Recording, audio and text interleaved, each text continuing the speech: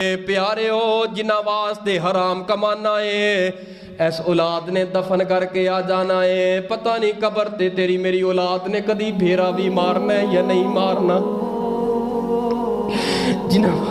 जिन्हां वास्ते हराम कमाना है, जिन्हां वास्ते तू अपने अंदर ते जुल्म करके उन्हां दा खून चूस के पुत्रां दी झोली अंदर पाउंदा है। बुजुर्गा नौजवाना मर जाना है, टुट जाना है, इस बियाबान जंगल अंदर चले जाना है, दुनिया का निज़ाम चलते रहना है। पता नहीं तेरी मेरी कबर ते किसी ने आके फेरा पा के तेनों मैनू चंगे लफ्ज़ां अंदर याद भी करना है कि नहीं करना।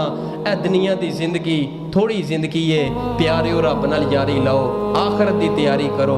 पता कोई नहीं अज मैं तुहाडे सामने खड़ा, अगले जुमे पता नहीं आ सका ना आ सका, दुनिया भी मैनू नसीब होए ना होए, तुहाडे अंदर कोई होए ना होए।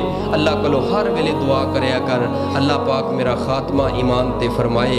इको यारी सच्चे रब वाली, बाकी यारियां सब खवारियां ने। जिन्हां ने रब दियां यारियां छड़ दित्तियां उन्हां जिद्दियां ही बाजियां हारियां ने।